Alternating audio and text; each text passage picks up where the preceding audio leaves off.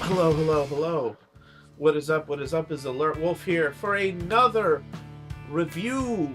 Man, I am doing these back to back. Actually, I've done a bunch of these reviews before, and just to give you quick on why they're coming out so late in the week, more technical issues. I'm gonna eventually, in a month or two, maybe replace all my hardware and start over. But I lost a couple of videos and then had to reshoot them. But anyway. So I'm going to bring you a review, and this review is going to be a movie review, and this is of Jack Reacher. And let me jump right into it. Obviously, it's the current Tom Cruise film. It's probably out of the theaters by now. You have like 1 week left. And sorry, I call him as I see him, and I just couldn't find anybody to go with me. Scheduling issues. My guy friends that would have seen it with me, we just couldn't get on the same page. And then my girlfriend did not want to see it. Finally, I actually went with my parents because they did want to see it. And I saw the movie for free, so you can't go wrong. Sometimes, and I you know, as you know in all my movie reviews, I'm all about not paying full price for movies. Now that being said, the movie is about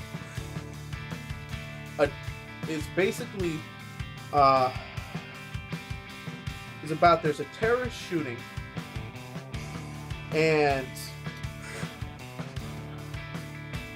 where a sniper, in the beginning of the movie we see a sniper kill 4 or 5 people, apparently randomly. And then the guy who gets arrested for it wasn't the sniper from the beginning of the movie, he was set up. Now, what happens is the DA and the head detective are looking to convict this guy. And the DA's daughter, played by Rosamund Pike, who plays Helen, and she looks amazing in this movie. My God! All right, I'm sorry, ladies, but I'm just gonna say this anyway. From a guy's perspective, her tits looked amazing in this movie throughout the whole movie. They're huge. They look great. I'm just saying. But and the only thing, he didn't sign the confession, the only thing he said was, "Get Jack Reacher," and then that's Tom Cruise. Tom Cruise sees what's going on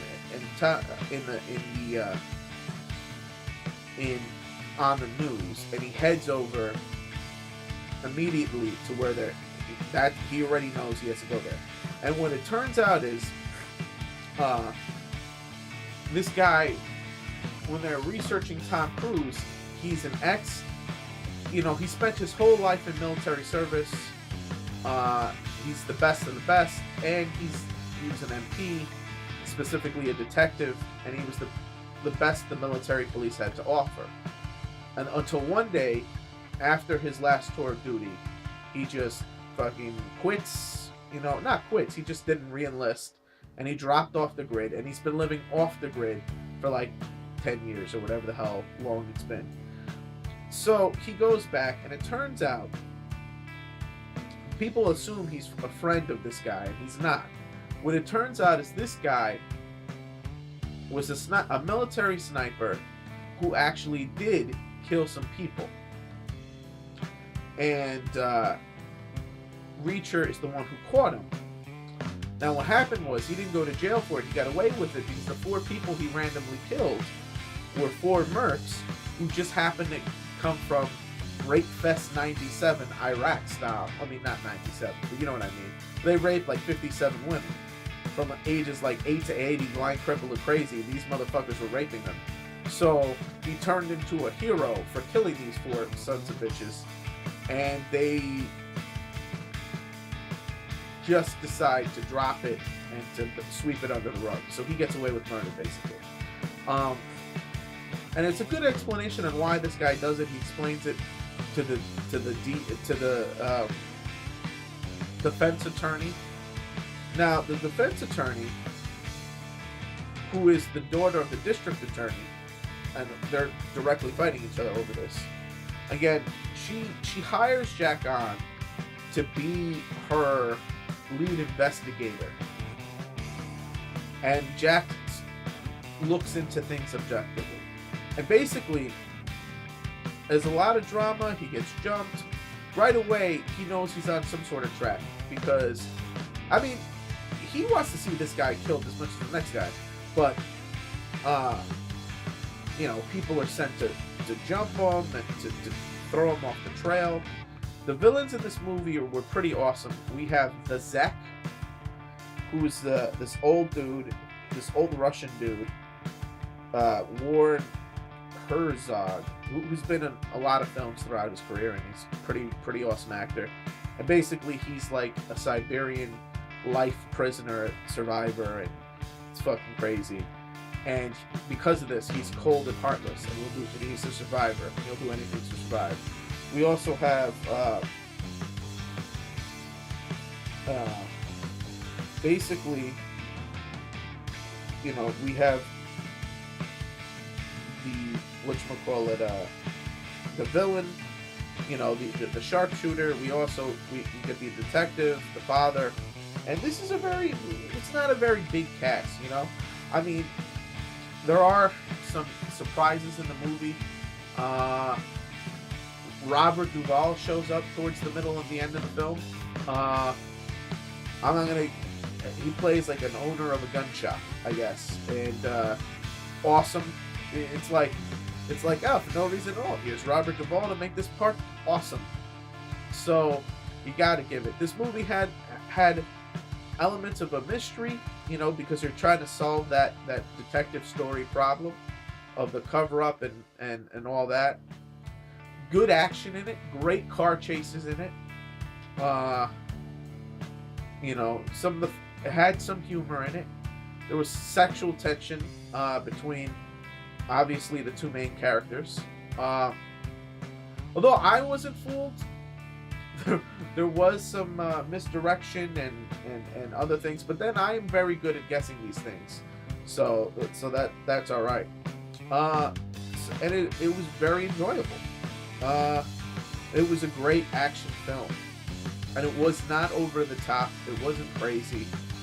He didn't survive ridiculous crap. You know, it was very, very good.